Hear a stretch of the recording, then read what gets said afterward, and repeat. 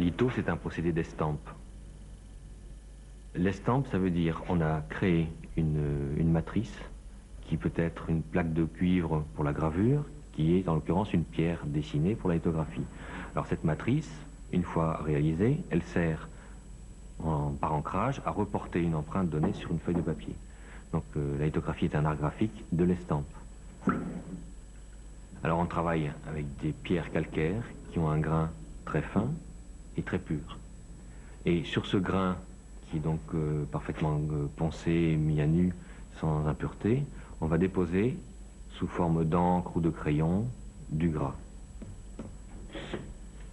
Et le gras va se fixer dans le grain de la pierre. On va ensuite, en mouillant la pierre avec une éponge, avoir des parties qui sont dessinées, qui vont refuser l'humidité de l'éponge, et des parties qui vont la garder dans le grain de la pierre. En passant un rouleau d'encre grasse d'imprimerie sur la pierre humide, on va s'apercevoir que l'encre grasse se déposera sur les parties dessinées qui, elles, sont grasses dans la pierre, et par contre, elle sera refusée par les parties qui n'ont pas eu de graisse et qui sont humides.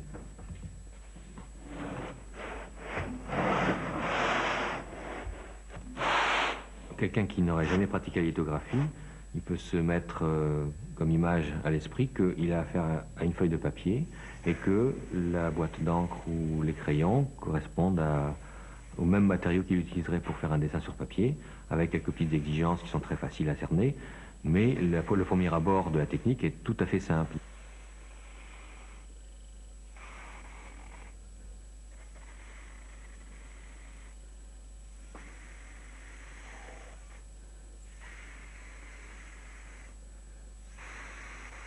Depuis pas mal d'années, on travaille avec Serge Saunière, on fait de l'édition avec lui. Et Serge Saunière, il s'est absenté pas mal d'années puisqu'il est allé 9 ans au Japon. Il a étudié le papier, les supports, l'école, enfin tous ces matériaux qui sont un peu marginaux chez nous mais qui sont essentiels même dans la civilisation japonaise. Et il est très porté sur la vie, le geste, le côté très fluide comme ça du travail. Il a une façon de travailler qui est assez personnelle, c'est-à-dire qu'il se met devant la pierre, prêt à recevoir le travail. Il prépare son geste, son lavis. Et à un moment, ça sort, il fait son lavis, il met de l'eau, il met de la soufflette, etc. Et puis l'affaire est faite. Alors il y a beaucoup de travail de préparation et même de concentration dans sa création. Et après, la pierre doit jouer son rôle et tout le monde fait ce qu'il doit faire et on tombe pratiquement toujours très juste avec sa façon de faire.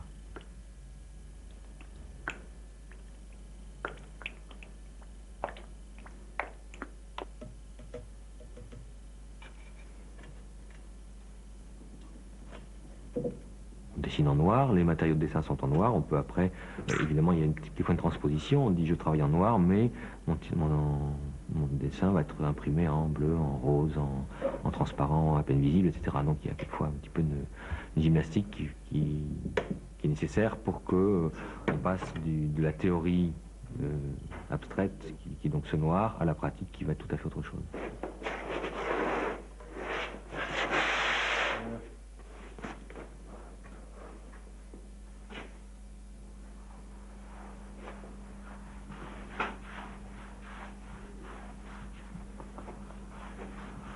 Le principe, évidemment, si on a une pierre qu'on imprime, on va y mettre une couleur.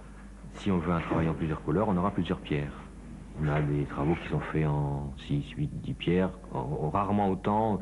La bonne moyenne, ça se situe entre 4 et 6, 7 couleurs. C'est à peu près là que se situe l'ensemble des travaux. On fait aussi bien sûr du noir et blanc, ce qu'on appelle le monochrome, qui est plus exigeant peut-être pour que le rendu soit complet sur un seul passage. Mais on se fait aussi beaucoup de plaisir avec des couleurs dégradées, etc. Enfin, tous les artifices que permettent la presse sont mis en jeu suivant les artistes, suivant leur connaissance et leur appréhension de la technique.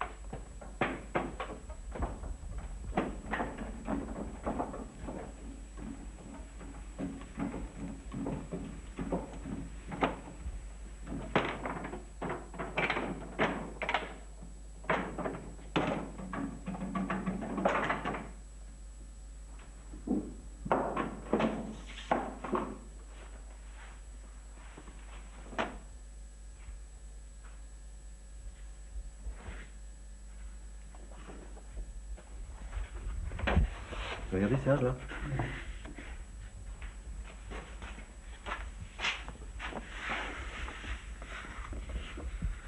Oui, Alors. c'est pas mal fini.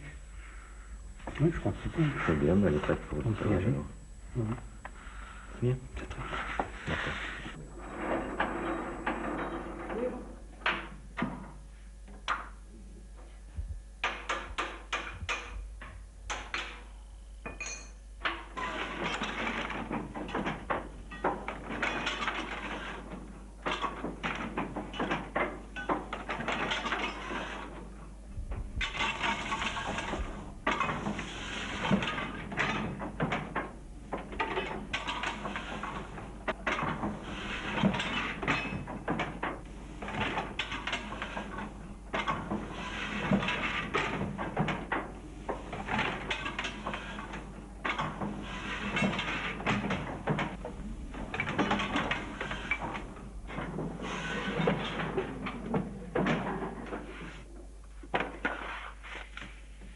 Bien. Serge, tu veux venir voir? Donc là, ça va se nourrir. Hein. Oui, oui, d'accord. Point de vue mise en page, on est à peu près au milieu. Là, Oui, tu vois, oui. des petites faiblesses du dessin qui sont Oui, en dehors de toute du, manière, c'est sont en pas dehors du grave. format. C'est pas important. Et la couleur, ça te paraît Oui. de bonne valeur là? Ça va, oui. Oui, c'est pas mal, ça tranche bien. C'est bien contrasté. Hein, Hein. ça tranche bien. Ok, bah écoute, on va faire une bonne là pour voir plus clair. Tu fais une bonne directe? Le rôle de l'imprimeur lithographe vis-à-vis du dessinateur lithographe ou du peintre lithographe qui lui fait le travail de mise sur pierre, c'est de le rassurer, de lui montrer que la technique n'est pas si rébarbative ni si traître que ça, et donc de mettre au service de l'artiste toutes mes connaissances de la technique en allant privilégier peut-être les façons d'expression qui seront plus en rapport avec sa façon de travailler à lui, et d'établir bien sûr un rapport de confiance qui fait qu'on peut des fois un petit peu donner notre avis ou influer dans une direction qui nous paraît enrichir le travail.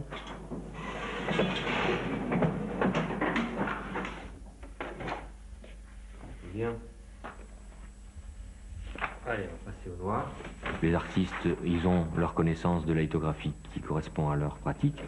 Et nous, on a une connaissance qui s'enrichit de celle de tous ceux qu'on rencontre et puis de toutes les expériences, quelquefois les petits accidents qui arrivent heureux qui font qu'on complète notre panoplie de ressources. Alors notre rôle, c'est que quand l'artiste pousse la porte de l'atelier, s'il n'a pas beaucoup de connaissances techniques, on doit savoir à peu près comment le rassurer d'abord et puis le diriger. Et ensuite de lui donner satisfaction, s'il fait telle forme de travail, que ça sorte, que ça corresponde à ce qu'il attendait, ou en tout cas que le résultat optimum soit obtenu à partir de ce qu'il a fait. Et tout ça conjugué, de faire un travail qui lui donne envie d'en refaire bien sûr, et puis qui corresponde à sa forme d'expression. Quand j'ai commencé il y a une vingtaine d'années, on trouvait encore relativement facilement des lots de pierres d'atelier qui m'ont permis entre autres moi de m'équiper de façon suffisante pour avoir un bon volant de pierre pour faire face à des travaux importants. Mais la pierre s'use, quand elle est trop mince, elle peut casser en pression. Il y a des pierres plus ou moins bonnes qui ne s'arrangent pas avec le temps parce que les défauts qui étaient à l'intérieur apparaissent au fur et à mesure qu'on les reponce. Alors il faut s'approvisionner. Dans la région, il y a une ancienne carrière qui s'appelle Les Euzes, à Gorgnès, un petit village donc au nord de Montpellier, où il y a une carrière qui peut fournir des pierres de très bonne qualité. On peut se procurer des pierres de façon un petit peu plus maîtrisée pour les grands formats, surtout parce que les petits formats, s'ils sont restés rangés dans un coin, ils n'ont pas dérangé les gens, donc on peut encore s'en procurer, mais les grandes, bon ben, elles ont disparu beaucoup plus vite que les petites, donc en ce qui nous concerne et nos besoins de grandes pierres, on a été confrontés au problème d'approvisionnement et on est allé donc se creuser la montagne et sortir des pierres nous-mêmes.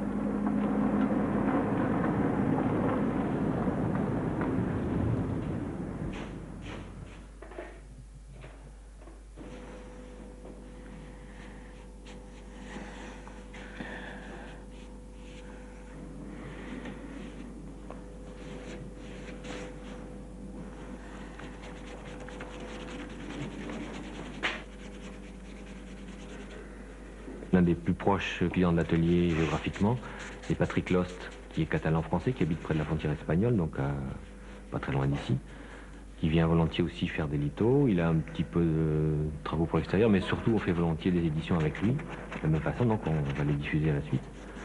Et lui, il a un comportement vis-à-vis de la pierre qui est un petit peu celui du mateur de l'animal, c'est-à-dire que la pierre ne l'effraie pas du tout. Il va lui rentrer dedans avec de l'encre, avec du crayon, avec des grattoirs, du papier de verre, enfin tous les éléments qu'il peut attraper à portée de main. Et il fonce dans la pierre, il lui donne tout ce qu'il a à donner, et après, en général, quand il me la livre, enfin quand c'est à moi d'intervenir, elle est parfaitement au point, il n'y a pas à y revenir, il n'y a pas de repentir. Et là, c'est aussi une forme agréable de travail qui est illustrée avec Patrick Lost, parce que la création, elle est totale, quoi. C'est pas, on reprend pas une maquette ou une idée ou quelque chose de déjà fait, c'est toujours de la création en sens propre.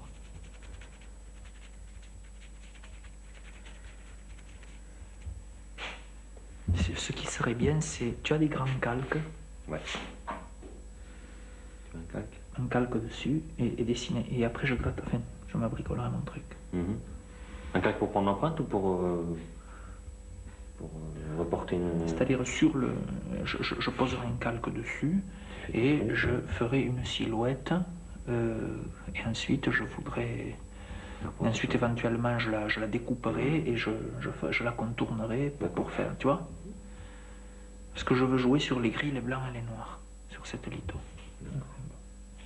Il vaudrait mieux attendre que ce soit sec ou remarque pas vraiment. Si, parce qu'on va pas pouvoir contrôler trop. Hein. Si on met le calque, ça se fripe et puis tu vas avoir des formes... Et après, je vais gratter. Après, il y aura un long travail de grattage. Avec Luc, j'arrive le matin, j'ai en tête une image. Et grâce à Luc, je suis complètement détaché de tous les problèmes techniques qui m'entraveraient. Parce que moi, je travaille d'une manière très spontanée, je me lance sur le caillou, et puis, en plus, je sais qu'il est là, parce que je sais que si ça cafouille, si j'ai un problème, si je veux faire disparaître une zone, si je veux rajouter de l'encre, enfin, lui, il est capable de me guider, et ça me sécurise. Et comme ça me sécurise, je vais plus loin, cette sécurité-là me donne la liberté de travailler. Donc il est l'outil numéro 1 ici, dans cet atelier.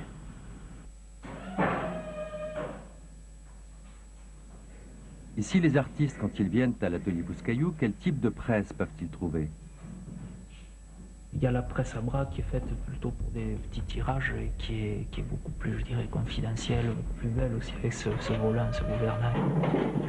Et puis bon, après, bon, les deux autres sont celles du milieu, la petite et la moyenne sont relativement pareilles, je dirais. Et puis il y a le monstre, c'est la locomotive au fond, c'est l'énorme, c'est la presse sur laquelle on tire les grandes lithos, où on met des cailloux comme ça. Et ça, c'est assez étonnant.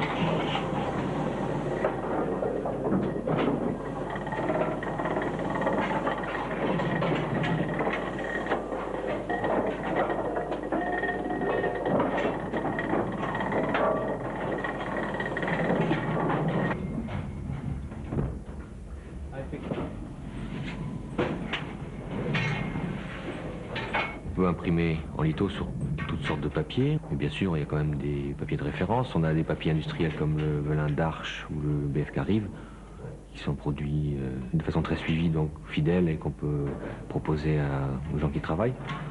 Et sinon, on n'a pas très loin d'ici un moulin à papier à Bagnoles, donc en Catalogne, au nord de l'Espagne, qui produit des formats avec les grammages souhaités. Et c'est de la pulpe de chiffon qui est travaillée, les formes sont remplies à la main, enfin, c'est un travail vraiment artisanal.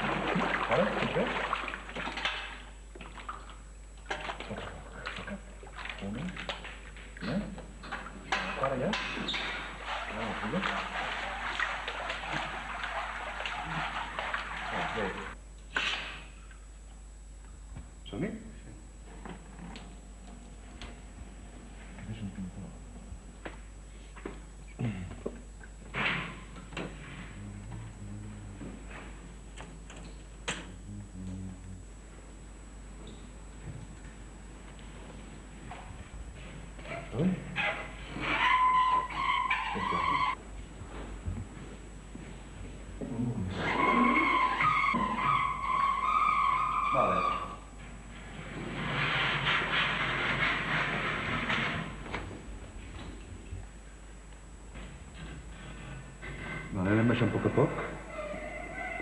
Pots anar baixant. Pots anar baixant.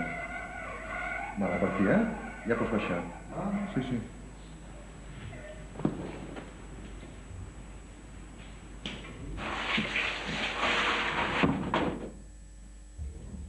Donc là, on est bien noir, c'est le papier aquarelle qui est monté là. Il y a évidemment, après la fabrication, se pose le problème de la diffusion. Pour diffuser, on a bien sûr donc un lieu, en ce qui nous concerne en tout cas ici à l'atelier.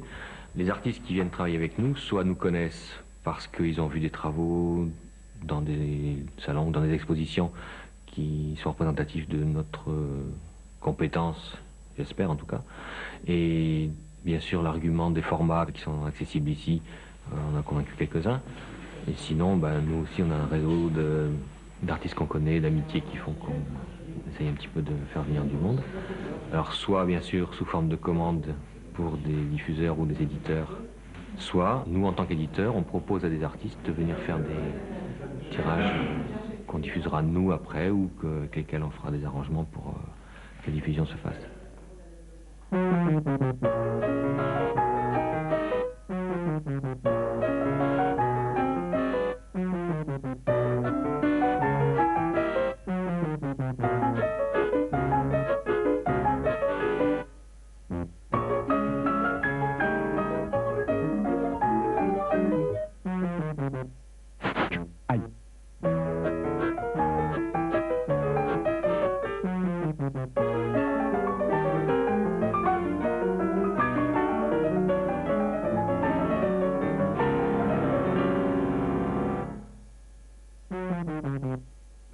Encore.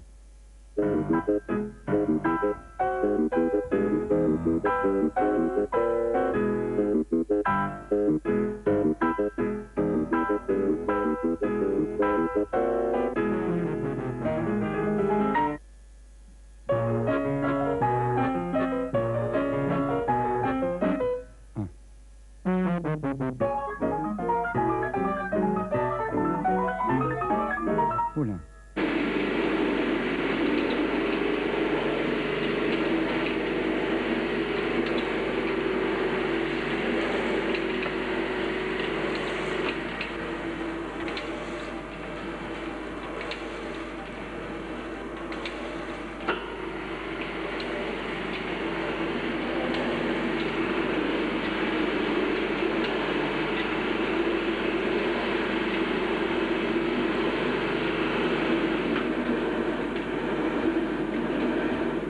Ça fait donc une bonne vingtaine d'années que je fréquente ce métier, que je le pratique avec beaucoup de plaisir.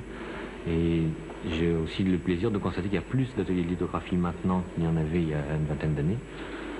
De nouveaux ateliers sont créés, peut-être d'autres se sont ou éteints ou transformés parce que on vieillit un peu tous là. Mais je crois que c'est un art en bonne santé qui qui est bien servi par beaucoup à la fois de professionnels bien sûr, mais aussi d'artistes qui ont plaisir à compléter leurs activités de créateurs par celles de lithographes.